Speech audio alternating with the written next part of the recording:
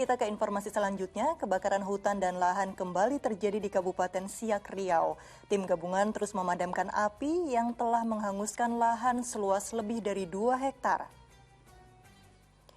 Regu pemadam gabungan dari TNI Polri dan Manggala Agni bahu-membahu memadamkan api yang membakar lahan di kawasan Desa Merempan Hilir, Kecamatan Mempura, Kabupaten Siak, Riau sejak Rabu siang.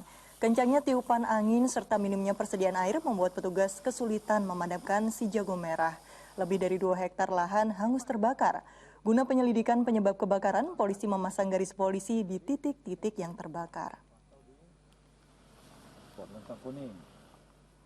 Ya, subhanallah, bukannya menjaga dan melestarikan hutan, justru oknum-oknum yang tidak bertanggung jawab ini malah merusak hutan, padahal hutan berperan sebagai penghasil oksigen serta tempat hidup untuk flora dan fauna. Nah, Ustadz Mukhlis, ini bagaimana hukum menurut Islam jika manusia melakukan perusakan alam seperti ini, Ustadz? Apalagi bencana sedang terjadi di mana-mana ini, Ustadz, ya? Ya, luar biasa ini. Ya, sangat memprihatinkan ya.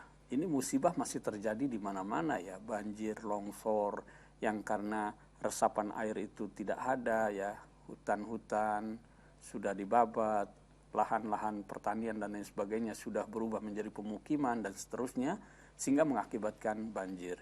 Memang di dalam Al-Quran itu dikatakan ya, banyak kerusakan terjadi di muka bumi ini, di daratan, di lautan, itu terjadi karena ulah manusia. Karena ulah manusia.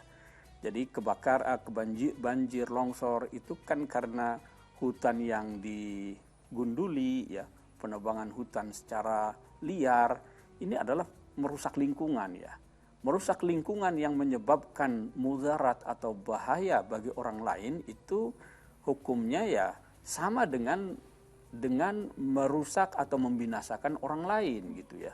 Karena dengan penebangan hutan secara liar itu kan mengakibatkan orang ada yang meninggal dunia dan lain sebagainya.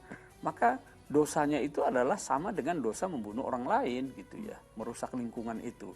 Jadi memang di sini betul apa yang dikatakan tadi, kita harus menjaga kelestarian lingkungan ya. Keseimbangan itu penting, menjadi kata kunci ya. Bahwa kita ini akan bisa merasakan nikmat yang Allah berikan itu kalau kita bisa menjaga keseimbangan.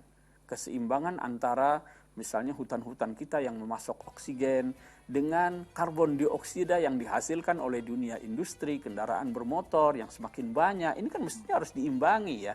Jangan industri kendaraan bermotor itu tumbuh, lalu kemudian pencemaran lingkungan dari industri itu bertambah, sementara hutan-hutan yang memasok oksigen digunduli. Ini kan menjadi tidak seimbang. Inilah yang mengakibatkan berbagai macam musibah bencana yang kita alami sekarang ini ya. Ya, astagfirullahaladzim, kerusakan di muka bumi ini karena ulah manusia. Banyak sekali orang-orang yang tidak bertanggung jawab, bahkan dosanya setara dengan membunuh orang lain, begitu ya Ustadz? Karena perbuatan dia itu bisa menyebabkan korban jiwa ataupun korban luka, dan bahkan sudah banyak sekali banyak korban yang terjadi karena ulah tangan manusia yang tidak bertanggung jawab itu.